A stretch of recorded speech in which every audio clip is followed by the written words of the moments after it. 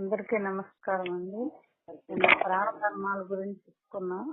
పంచప్రాణ వాయువుల రహస్యమును గుర్తిరించిన పండితులు ఊపిరి బయటికి వచ్చుట, లోపలికి పోవుట, ఆవలించుట, ఆకలి, చెమట పట్టుట, లేచుట, కూర్చుంటుట మొదలగు క్రియలు ప్రాణాది వాయువుల యొక్క వ్యాపారములు. మనకి ఇవన్నీ చేస్తూ ఉంటాం కానీ మనకు అసలు లోపల ఏం జరుగుతుందో మనకు తెలియదు అన్నమాట.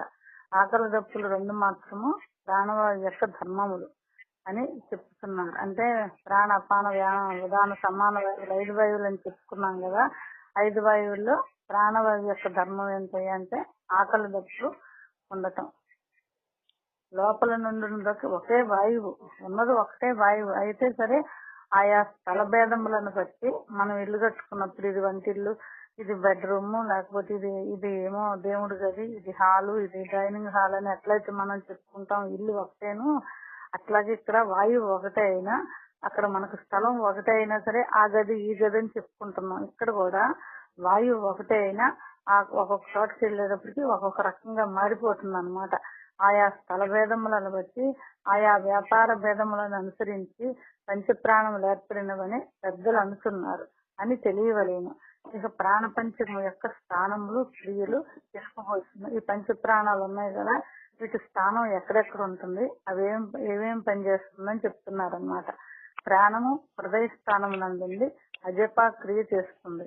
అపానము బుధస్థానం మలమూత్ర విసర్గ క్రియ చేస్తుంది. తర్వాత మూడోది సమాన వాయువు నాభిస్థానంలో ఉండి భోజనం చేసిన అన్నం యొక్క రసమును నాడీ ద్వారమున సకల శరీరం ముందు చేర్చు క్రియ. ఉదాహరణము నాలుగోది కంఠస్థానము అన్నమును జలమును విభజిస్తుంది. వ్యానవాయువు సర్వాంగ స్థానముల సర్వ అవయముల యొక్క వ్యవస్థను చేయు క్రియ అన్నమాట. ఈ 5 వాయువులు కూడా 5 వాయువులు కాదు, ఉన్నది ఒకటే వాయువు. ఇక్కడ ఒక్కొక్క స్థానం దగ్గరికి వెళ్ళేది ఒక్కొక్క రకంగా మార్పు చెంది మన శరీరంలో పనులు చేస్తుంది అన్నమాట. మరి ఎక్కడున్నదా ఈ వాయువు అనేది మామూలుగా ఇక్కడ చెప్పుకొచ్చాడు 5 రకాలుగా ఉంటుంది. దీనికి వేమన కూడా మనకు ఒక పద్యం చెప్తారండి. సిగ్గు దాగునెచ్చట చీకటి ఎటదాగు ఆకలి ఎడదాగు ఆత్మలోన దాగి ఎన్న నిద్ర దాగుట తెలియడి విశ్వదాభిరామ వినురవేమ. సిగ్గు దాగునెచ్చట చీకటి ఎటదాగు, సిగ్గు నాకు సిగ్గేస్తుంది అంటాం కదా, అసలు సిగ్గు ఎక్కడుంది? చీకటి ఎటదాగు అజ్ఞానం ఎక్కడుంది? ఆకలి ఏడదాగు ఆత్మలోన, ఆకలి వేస్తుంది అంటాం. ఎట్లా ఉంది ఆకలి? ఎక్కడ దాక్కుంది? దాగి ఉన్న నిద్ర ఎక్కడ దాక్కుంది? నిద్ర వచ్చేసింది, నిద్రపోయింది అంటాము. కాబట్టి దాగి ఉన్న నిద్ర దాగుట తెలియదు. ఎక్కడెక్కడ ఉన్న ఈ స్థానాలు నీకు నువ్వుగా అనుభవంగా తెలుసుకోమని చెప్తున్నాడు అనమాట. ఇక్కడేమో వేద చూడమణిలో ఇట్లా ఉన్నాయని చెప్పారు, వేమన యోగము తెలుసుకోండి అని చెబుతున్నారు అన్నమాట. విశ్వదాభిరామ వినురవేమ. తర్వాత ఆత్మ ప్రీతమనండి 3 శ్లోకాల ద్వారా తెలియజేస్తున్నారు. అంతఃకరణం ఏతేషు చక్షురాదిషు లక్ష్మణి అహం ఇది అభిమానేన తిష్టతి ఆభాస తేజస. అంతఃకరణం అనగా లోపలి సాధనము, అంతరింద్రియమని చెప్పబడుతున్నది. మనస్సు, బుద్ధి, చిత్తము, అహంకారము ఈ 4 చేరి అంతఃకరణం అవుతున్నది. దీనినే అంతఃకరణ చతుష్టయం అని కూడా అందరు. అందులో నేనను అహంకారమే సకల అజ్ఞానములకు మూలము గనుక దాన్ని అంతఃకరణ ముఖ్య వ్యాపారములుగా చెప్పుతున్నది. అంతఃకరణ కూడా లోపల ఉన్నది ఒకటే. అంటే ఒక్కొక్క పని చేసినప్పుడు ఒక్కో రకంగా పేరు పెట్టాం అన్నమాట. నేను అనుకున్నప్పుడు దానికి అహంకారంగా చెప్తున్నాం. ఈ అంతఃకరణం అనేది నేత్రాది ఇంద్రియముల యందు ఉండును. ఈ అంతఃకరణ ఎక్కడ ఉంటుంది? నేత్రము వాటిల్లో ఉంటుంది. శరీరం ముందును చిదాభాస తేజస్సునే నేనని అభిమానంతో వ్యవహరించుతుంది. శరీరం ముందు చిదాభాస తేజస్సుతో, అది చిత్తం అన్నమాట, అభిమానంతో వ్యవహరిస్తుంది. ఆ అంతఃకరణం వస్తుత జడము అయినను, అంతఃకరణం మనసు, బుద్ధి, చిత్తం, అహంకారం ఈ 4 కూడా జడమైనను ప్రతిబింబము చే జీవుడై శరీరం నందును తత్సంబంధములకు ఇంద్రియముల ఎందును నేను నాది అని అహంకారముతో కూడుకొని ఉన్నది. ఎట్లా ఉంది ఇది? ఇవన్నీ కూడా జడమే. అంతఃకరణం అంతా కూడా జడమే. ఎప్పుడైతే చిత్ బింబము చే, చిత్ ప్రతిబింబము చే, బింబం వేరే ఉంది, ఆ చిత్ అనే ప్రతిబింబంతో ఎప్పుడు జీవుడే నేను అంటున్నాం కదా.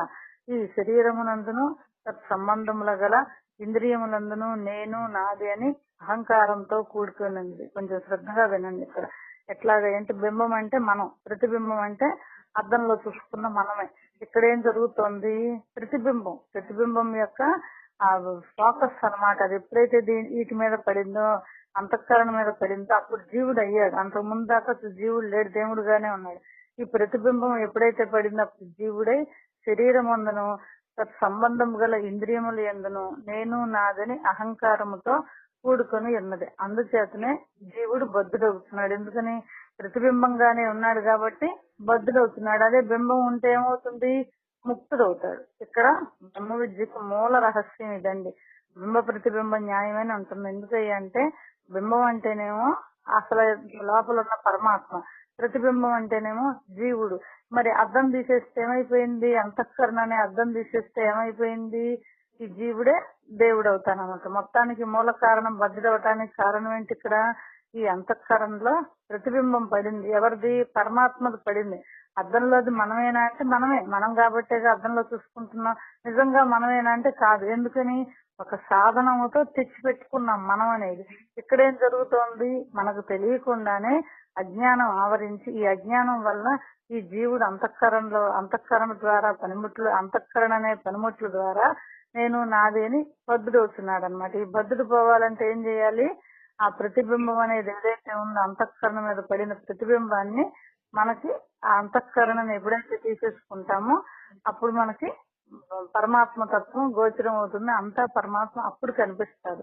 దానికి మనకి వేమన యోగ పద్యం అంటారు. కంటి దృష్టి చేత కనునెల్ల విశ్వము దర్పణంబు చేత తన్నుగనను ఆత్మ తత్వ మార్గం మారీతి కనవలే విశ్వదాభిరామ వినురవేమ.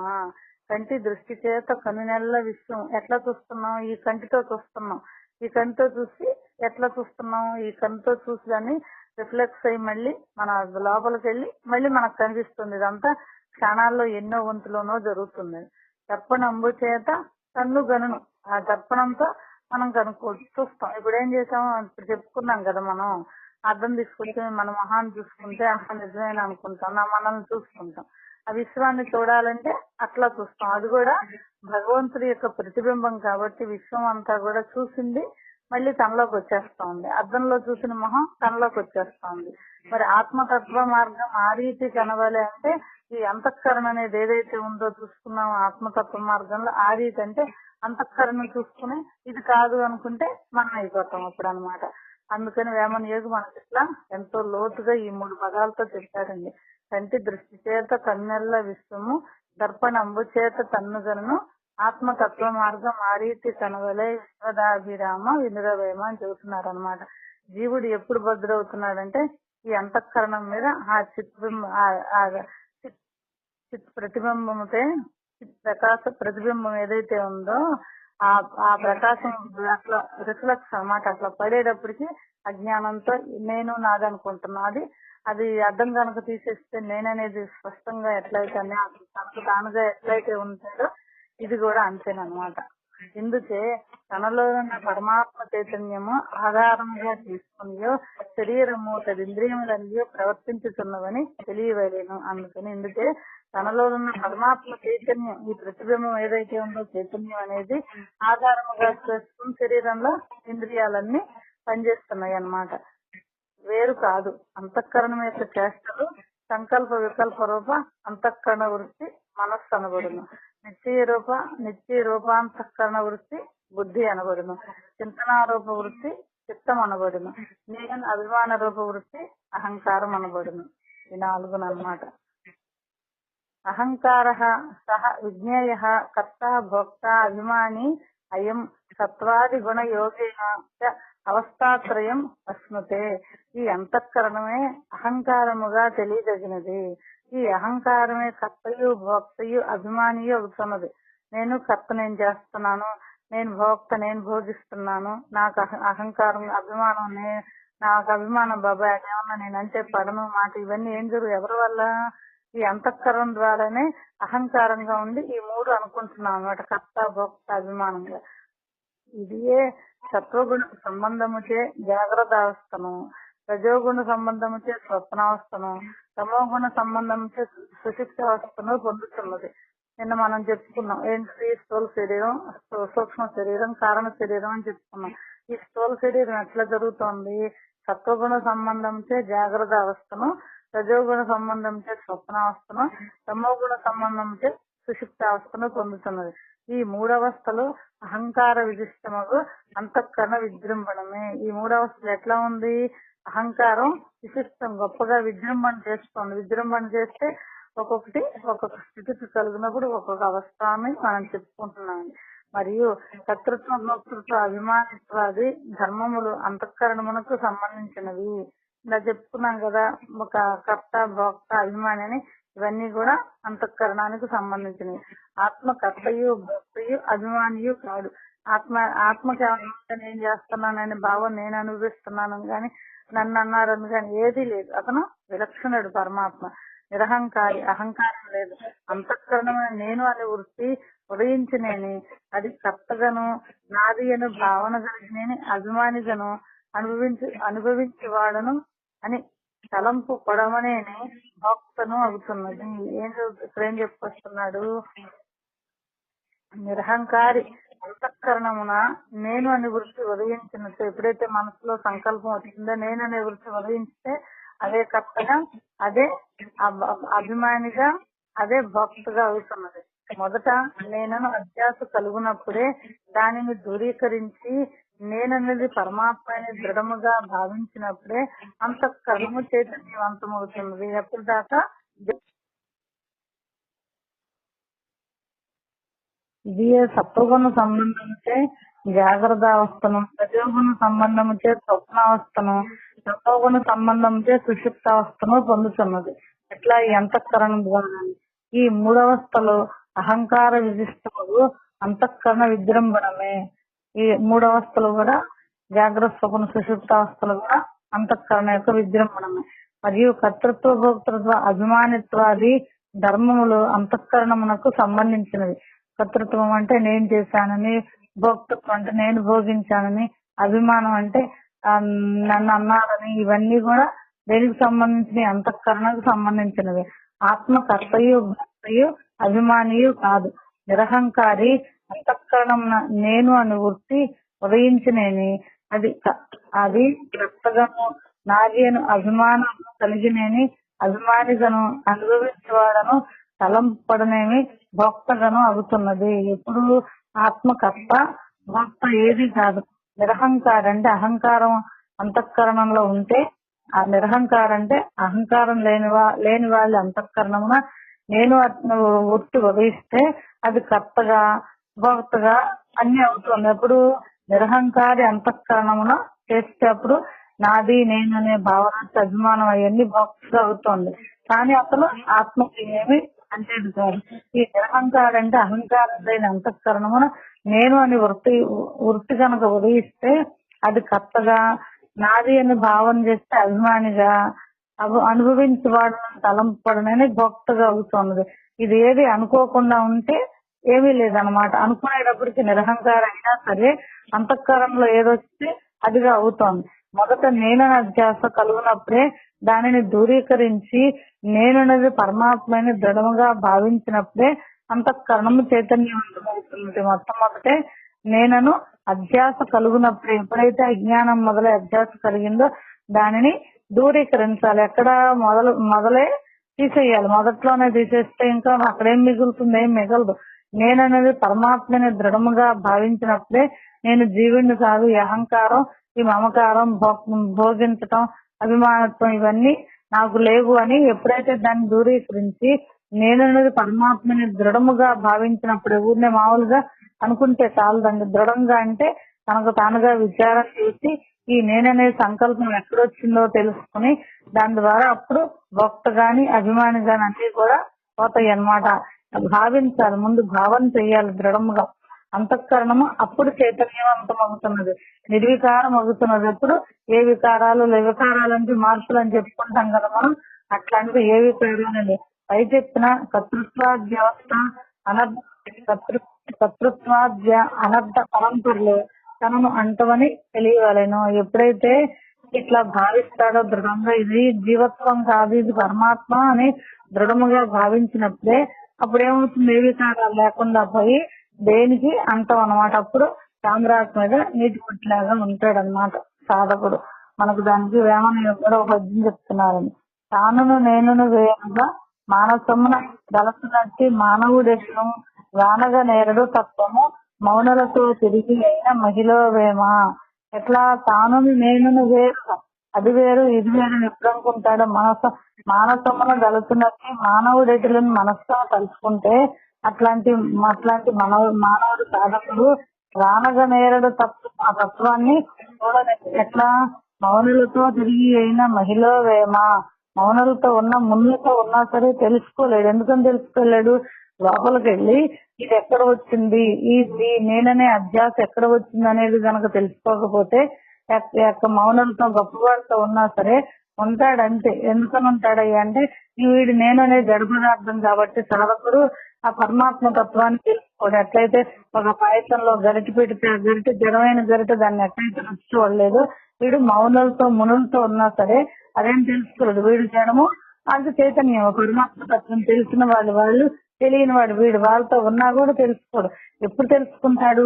తన లోపల ఏదైతే చైతన్యం ఉందో అంతఃకరణ సంబంధించింది అది తెలుసుకున్నప్పుడే మునులతో ఉన్నా సరే వాడు కొంచెం తెలుసుకుంటాడు, లేకపోతే తెలుసుకోలేడని చెప్పి లేమని ఎవరు చెప్తున్నారు అన్నమాట. విషయాణం అనుకూల్యే సుఖీ దుఃఖీ విపర్యయే సుఖం దుఃఖం తద్ధర్మ సదా నర్ధస్య స ఆత్మనః. ఆ అంతఃకరణము ఇష్టోప భోగ వస్తువుల యొక్క ప్రాప్తి కలదవు ఉండగా సుఖము కలదయు లేనప్పుడు దుఃఖము కలదయు అవుతున్నది. ఎట్లా ఉంది? ఈ అంతఃకరణము ఇష్టోపభోగ వస్తువులకు ప్రాప్తి కలదవుతున్నది. అంతఃకరణానికి ఇష్టాన్ని ఏవైతే ఉన్నాయప్పుడు దుఃఖము సుఖము కలుగుతుంది మనందరికీ కూడా. సుఖము దుఃఖము ఆ అంతఃకరణ ధర్మం. అంతఃకరణ ధర్మం ఏంటి? సుఖము దుఃఖం. నిత్యానంద స్వరూపుడు పరమాత్మకి ఈ సుఖ దుఃఖము లేవు. ఎప్పుడు కూడా పరమాత్మ నిత్యం ఆనంద స్వరూపంతో ఉన్న పరమాత్మ ఈ సుఖ దుఃఖాలు లేవు. ఎప్పుడైతే ఈ అంతఃకరణంలో ఇది ప్రవేశించిందో అజ్ఞానం, అప్పుడే సుఖ దుఃఖాలు, లేకపోతే సుఖ దుఃఖాలు లేవన్నమాట. అంతఃకరణ మన చైతన్యాభాసంతో కూడినది గ్రహించవలేను. అంతఃకరణం అంటే చైతన్య అభాస, తెచ్చిపెట్టుకున్నది ప్రతిబింబం ఏదైతే ఉందో దాంతో కూడుకున్నదని గ్రహించవలేను. అనగా జీవుడు తనకు ఇష్టమగు వస్తువులు లభించినప్పుడును మిత్రాదులు గాంచినప్పుడును అనుకూలత్వ జ్ఞానముచే నేను సుఖిని అని తలంచుతున్నాడు. అప్పుడు అనుకూల వస్తు ప్రాప్తితే మనస్సు వికారము చెందును. అది అనుకూలం ప్రతికూలం అన్నమాట. అనుకూలం అంటే తనకు ఇష్టమైనది వస్తే మనస్సు వికాసం ఆనందంగా ఉంటుంది. ఆనందం కూడా సుఖపడుతున్నప్పుడు. ఎప్పుడైతే ఇష్టప్రాప్తి లేదనుకోండి, అనుకూల వస్తు ప్రాప్తి లేకపోతే దుఃఖం కలుగుతుంది. ఇష్టవస్తు ప్రాప్తి లేమి చేతను శత్రువులు గాంచినప్పుడు నేను దుఃఖిని ఆనందం లేని వాడను అని తలంచును. అప్పుడు మనస్సు సంకోచమును చెందుతున్నది. కాన అంతఃకరణము ధర్మములే సుఖ దుఃఖములు. బాగుంది. ఇక మనస్సు సంకోచమును చెందుతున్నది. సంకోచం అంటే ఏంటి? పొడవ వెళ్ళటం. అప్పుడు మనస్సు ఆనందం లేని వాడని తలంచును. అప్పుడు మనస్సు సంకోచించదు. కాన అంతఃకరణ ధర్మములే సుఖ దుఃఖములు. మనకు సుఖం కలిగింది దుఃఖం కలిగిందంటే ఎప్పుడయ్యా అంటే అంతఃకరణలో మార్పులే. మనస్సు బుద్ధి చిత్తం అహంకారం ఈ నాలుగిట్లో మార్పులే సుఖ దుఃఖాలు అన్నమాట. అందులో విలక్షణుడే ప్రకాశించిన జీవుడు పరమాత్మయే. అందులో ఉన్నాడు. జీవభావంతో ఉన్నా సరే అది పరమాత్మే. అనుకూలత్వ ప్రతికూలత్వములు అభేద జ్ఞానము చేతను భేద జ్ఞానం చేతను కలుగుతున్నది. అభేద జ్ఞానం ఎప్పుడు వచ్చింది? నేనే పరమాత్మను అనుకున్నప్పుడు అభేద జ్ఞానం చేత సుఖం కలిగింది, ఆనందం కలిగింది. భేద జ్ఞానం చేత దుఃఖం కలిగింది. ఈ భేదాభేద వర్జితుడే పరమాత్మ. ఈ భేదము లేదు, అభేదమేది లేదు. ఈ రెండు లేకుండా ఉన్నవాడే పరమాత్మ. సారాంశం ఏమన్నా స్ఫటిక లోహిత దర్శనేన పారమార్థిక కర్తృత్వ బ్రహ్మో నివృత్త అను ఉపనిషత్ వాక్య రీతిగా జపాకుసుమ సంబంధముచే స్ఫటికమణి యందు రక్తకాంతి కనబడుతున్నది. దాని సంబంధం లేనప్పుడు లేదు. ఒక మందార పువ్వు తీసుకొచ్చి టేబుల్ మీద ఎక్కడన్నా పెట్టి దానికి గాజు ఉంటాయండి బరువులు ఎగరిపోకుండా అక్కడ పెడితే ఏమవుతుంది? ఇందులోది ఈ మందార పువ్వు ఎరుపు ఆ స్ఫటికం దాంట్లోకి వెళ్ళినట్టుగా కనిపిస్తుంది మనకు, ఆ గాజు దాంట్లోకి వెళ్ళినట్టుగా. కానీ వెళ్ళిందా? వెళ్ళల. కనుక అది ఎట్లా రక్త కాంతి కనబడుతుంది, ఎర్రగా కనిపిస్తుంది. దాంట్లో దాని సంబంధం లేనప్పుడు లేదు. ఆ గాజుది లేదనుకోండి, అక్కడ మందార పువ్వు గానే ఉంటుంది. దూరంగా వెళ్ళిపోయినప్పుడు గాజు కనుక అందుకని వేరు చెయ్యాలి. కనుక ఆ ఎర్రని కాంతి స్ఫటిక ధర్మం కాదు, ఆ గాజు దానికి అసలు ధర్మం కాదు. ఏమైంది? ప్రతిబింబించింది అక్కడ. అటులనే అంతఃకరణ తాదాత్మ్యంచే ఆత్మయందు ధర్మలకు కర్తృత్వ భోక్తృత్వ సుఖత్వ దుఃఖత్వాదులు ప్రతీతమవుతున్నవి. అసలు ఆత్మకేమీ లేదా. గాజున ఎట్లా అయితే ప్రతిబింబిస్తుందో, నువ్వు మందార పువ్వు తెస్తే అది ప్రకాశిస్తుంది, నువ్వు ఏ రంగు తీసుకొచ్చి అక్కడ పెడితే అది ప్రకాశిస్తుంది. దాంట్లో ఉన్నట్టుగా మనకు ప్రతిబింబించి కనిపిస్తుంది. అట్లాగే ఇక్కడ ఆత్మ కూడా గాజురాయి ఎంత స్వచ్ఛంగా ఉందో ఆత్మ కూడా అట్లా స్వచ్ఛంగా ఉంది, ఏమీ లేదు. ఈ అంతఃకరణలో ఎప్పుడైతే మనకు రకరకాలు వచ్చినాయో, సుఖం దుఃఖం, నేను అనుభవిస్తున్నాను, నన్ను అంటున్నారు, అభిమానం, ఇవన్నీ ఎప్పుడైతే ఈ అంతఃకరణ ద్వారా ప్రతిబింబించినవి, అప్పుడేమైంది? నేను జీవత్వంలో దాంట్లో తాదాత్మ్యత చెందిపోయాను. ఇక్కడ గాజురాయికి అయితే తాదాత్మ్యం చెందినట్టు కనిపిస్తుంది. మరి మనకు తెలియట్లేదు కాబట్టి ఈ ఉపమానం ద్వారా తెలియజేశారనమాట. ధర్మములకు కర్తృత్వ భోక్తృత్వ సుఖత్వ దుఃఖత్వాదులు ప్రతీతమగుతున్నవి, కనిపిస్తున్నాయి. కానీ నిద్రలో అంతఃకరణమునకు ఆత్మతో వియోగం ఏర్పడినప్పుడు ఆత్మయందు భాషల్లో కాన అవి ఆత్మధర్మములు కావు. ఇవేంటికేం చెప్పుకొచ్చాడయ్యా అంటే కర్త, భోక్త, అభిమాని, ఈ మూడు కూడా అంతఃకరణ యొక్క ధర్మములే గాని ఆత్మకి ఏమీ లేవు. ఆత్మయందు భాషల్లోనే ఆత్మధర్మములు కావని చెప్పుకొచ్చాడు. ఆత్మ యొక్క ధర్మం ఏంటి? ఆనందమే, బ్రహ్మస్వరూపము. ఆత్మ ప్రీతము అనేది 2 శ్లోకాల ద్వారా చెప్పుకున్నామమ్మా. అందరికీ నమస్కారం అండి.